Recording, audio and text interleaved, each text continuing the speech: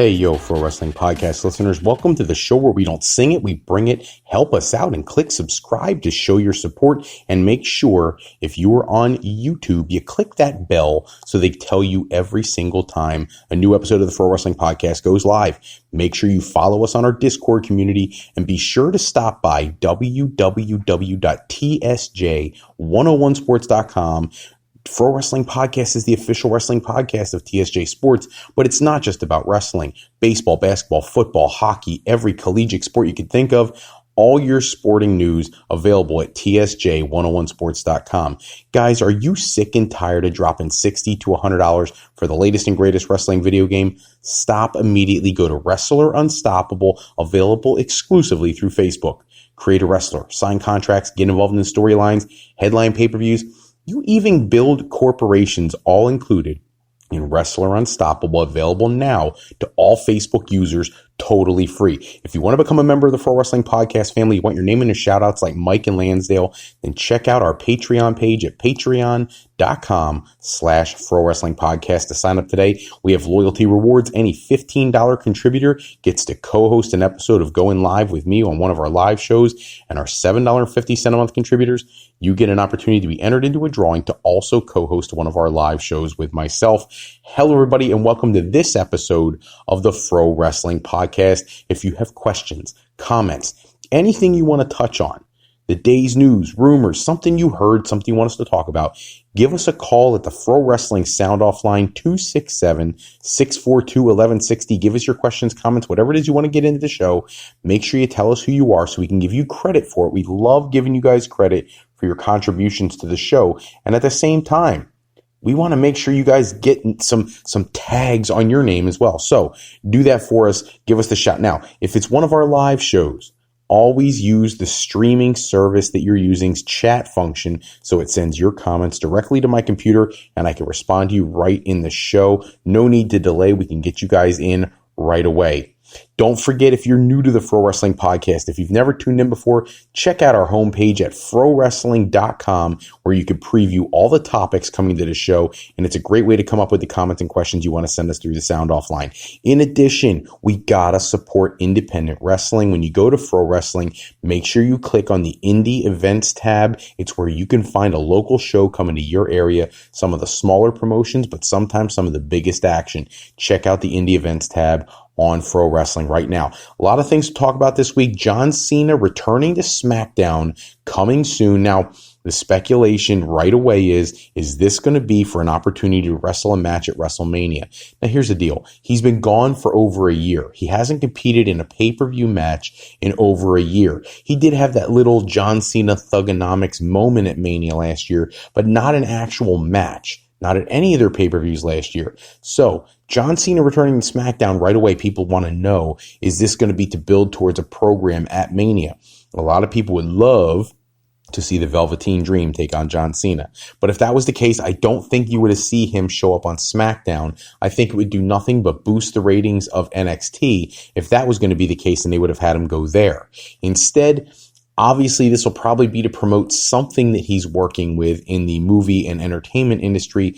Hopefully, they find a way to integrate him into a WrestleMania program. I think no matter what your feelings are about John Cena, he's somebody who has a lot to contribute to the industry, and he doesn't get back very often. So when he does, it's got to mean something. It's got to bring a punch. It's got to have a purpose. And I hope that WWE has something very exciting planned for John Cena's return.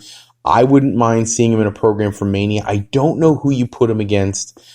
There's a lot of fantasy bookers out there who want to come up with ideas. I don't want to see a John Cena versus King Corbin type of thing. I really don't. I know they want to move past the King Corbin Roman Reigns thing. I don't need to see that. I don't really need to see Cena and Roman Reigns at WrestleMania, which somebody hypothesized that would be possible if Goldberg wins down in the Saudi Arabia show. I don't want to see that either. I can't honestly tell you what match I really do want to see. I would much rather see Cena in some kind of dream matchup like everybody is talking about Sting and The Undertaker at WrestleMania. I know that's something that is actually being discussed.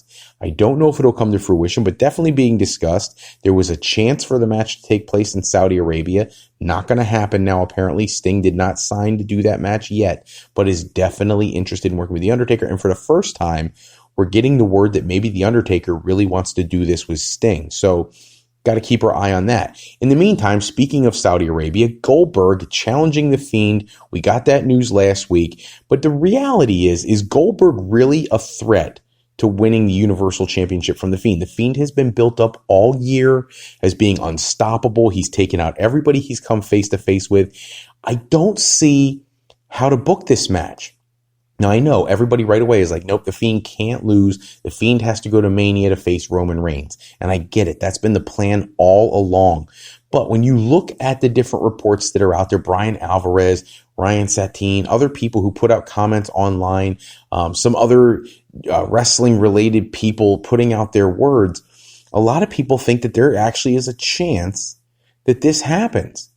You know, and look, Goldberg was unstoppable for the biggest part of his career. He's only had a handful of legitimate losses. So just jobbing him out to The Fiend when he has so few appearances left, probably in the tank, I think is a bad idea. But when you look at the alternative, Goldberg defeating The Fiend, you're kind of squashing one of the biggest, most successful things you've put together in quite a long time, and it's not something I'd be in a rush to do. So it puts you in a little bit of a booking quandary. I'm not sure how you want to proceed with that. I think if you defeat Goldberg with The Fiend, you kind of destroy any momentum Goldberg has.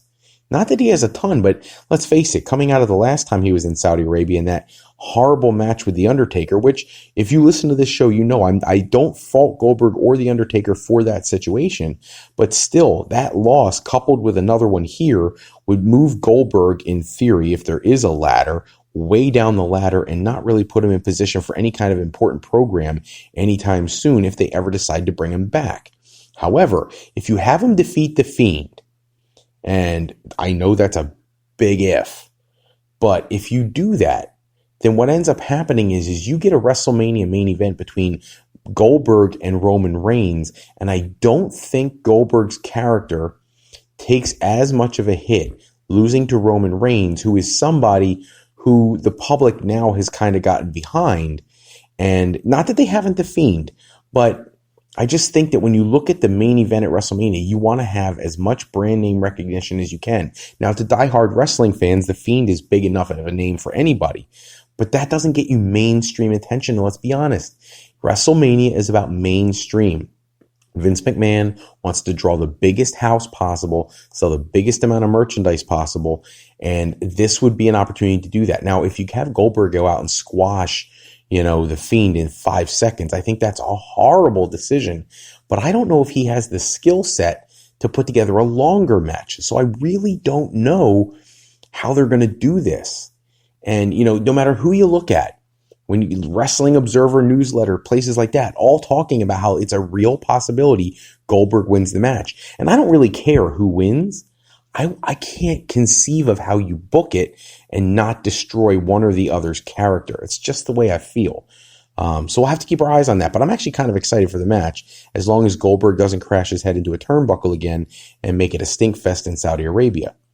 Going to move on to some other situations in WWE. Matt Riddle, the conversation's been going for a couple weeks now since the Royal Rumble about whether or not he has heat with Vince McMahon or in the back in general because of the way he conducted himself with regards to Brock Lesnar, claiming he's going to be the man to retire Brock Lesnar. Apparently at the Royal Rumble, he and Lesnar getting into it, Brock Lesnar saying that program's never going to happen. We all know Brock has some creative control in his contract. That's something that's rare. And if he doesn't want to work with Matt Riddle, he's not going to work with Matt Riddle. And at this point, with the way the kid will not shut up, if I was Brock, I would never give him the match. No matter what anybody suggests, I would never give him that match, because you can't let the young guys who haven't earned their spot at Mania or any other major pay-per-view start dictating the terms of their feuds. That's up to the booking committees and the agents and everybody else who puts together the matches to decide if that ever happens. I don't like the way Matt Riddle's doing it. He even went back out after the reports came out that he had heat and started trash talking again at an NXT live event. Just stop, dude. Earn your spot on the main roster first and then see where things lead. But you got to stop with the taunting of Brock Lesnar, because it's not going to get you the match that you want. And that would be a shame and a waste of an opportunity. Simone Johnson in the news. For those who don't know, that's The Rock's daughter. She's 18 years old, now has signed with WWE, working at the Performance Center. Mark Henry was out today saying how she's already doing a great job. Fourth generation superstar. That's a lot of pressure to put on a young lady, but it's something she's dreamt about since she was little. And let's be honest, I wish her nothing but success. I hope she does very well, and I'm excited to see if she could bring the same kind of charisma and personality to the ring that her father, her grandfather, her great-grandfather, everybody brought to the ring. It's really an interesting story. It's a great family tree that she belongs to. Lots of influences there, and there is no reason that she can't become a star. The only thing that's hard, some people are a little frustrated with, is the huge number of people on the independent circuit who are just breaking their bones and trying to do what they can to get noticed by WWE, who can't get a tryout with NXT. Not a contract, just a tryout. And then this young lady who simply, and I don't care what anybody says, because her dad's The Rock, she got the opportunity. I'm not knocking that. Take whatever connections you can. I just feel bad for the people on the indie scene who have to fight harder to get that opportunity. So I hope she makes the most of it, and I hope she makes this an incredible experience. Moving on to the show The Bump, which this week was like the Valentine's edition with Tyson Kidd and Natalya. And they had D.H. Smith, Harry Smith, whatever you want to call him, appear on the show, which is interesting because he wrestles for Major League Wrestling. He is Davey Boy Smith's son. He was in WWE before, teamed with Tyson Kidd. They were tag team champions. He left in 2011. He's been in New Japan, MLW, all over the world. And right now, no one's talking about what his contract status is anywhere. And for him to show up on WWE programming with the plug for his Twitter handle and everything makes you wonder if maybe he's not trying to make his way back to the company. He even put on the show that he would love to have a match with Cesaro, which I think would be an incredible match. If you've ever seen him wrestle, he and Cesaro, I think, would make for an incredible match. They'd make an even better tag team. So we'll definitely have to keep our eyes on that. But I'm thrilled to see him on WWE programming, because a lot of guys, you think that they would mess up their character. He's somebody I don't think they would do that with. I think he is custom made for a WWE ring, just like people who they recently signed, like Killer Cross. You know, I think Killer Cross is going to be perfect for WWE. So we'll have to keep our eyes on some of that. Big question of the week is, what is Matt Hardy's next move? Finishing up with WWE, written off TV with the Randy Orton angle, and now he is not signed anywhere else. He can't yet. He's not a free agent until March 1st. Still negotiating with WWE, but you have over in AEW, you have people throwing out tweets about welcoming him into the Dark Order and things like that. Yes, I'd be fine seeing his character or whatever incarnation of his character he wants to create in AEW, but I'll be honest with you, I'm not ready to give up on him in WWE either, especially since Jeff Hardy is going to be there for the foreseeable future, because he's going to have to make up time for being out to injury. So I don't know what I want his next move to be. I feel like it's AEW, but I don't know if that's the best opportunity for him. Maybe it is. Maybe they'll let him be more creative. That's the big thing about AEW and Ring of Honor and places like that, is the ability to showcase your creativity. So maybe that's what he wants. If Tony Khan's going to pay enough money, go there. And if I had to make a prediction, that would probably be where I think he'll land. I wish him nothing but the best, and I will miss seeing him in the WWE ring. I really will. WWE Hall of Fame inductees. That's a big thing we're talking about tonight. The Bella Twins and Jushin Thunder Liger both being rumored to be headed to the Hall of Fame.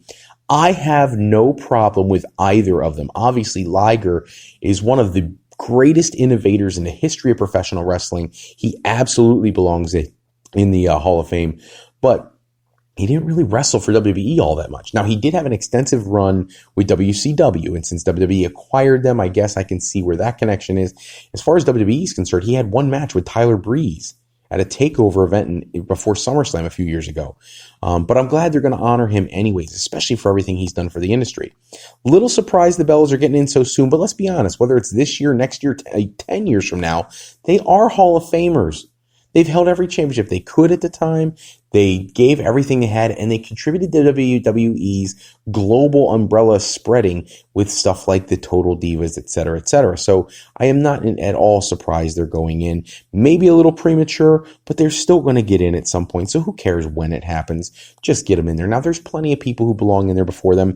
Victoria should be in there before them, or, people like that, people from the Attitude Era, AJ Lee, even Paige. I wouldn't have a problem going in before them, but that's not happening. So we'll have to keep our eyes on who else gets inducted, but it sounds like those three people are heading in as well.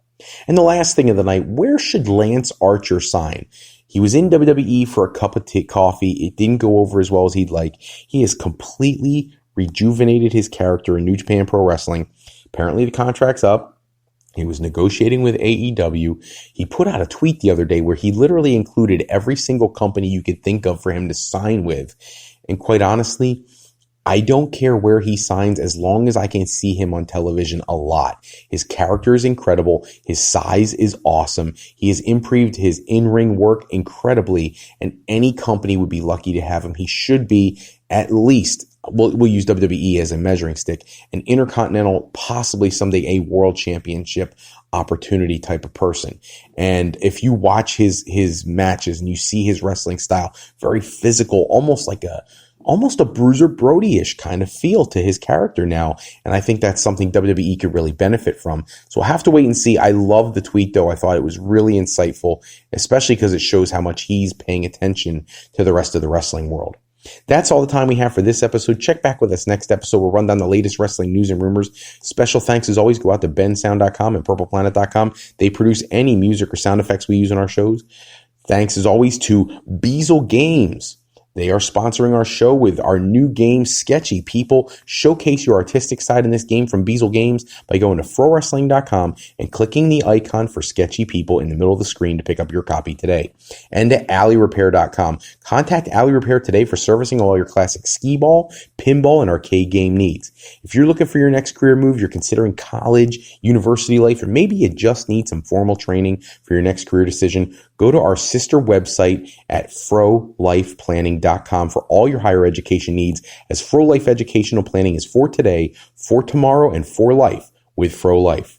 I'm Fred Froelich, better known as Mr. Fro. I want to thank you so much for taking some time with us this evening. If you want more wrestling and sports news and rumors, don't forget to check out www.tsj101sports.com, where they have the latest articles on wrestling, basketball, baseball, and all sports, all points in between. Until next time, take care, everybody. Have a great night.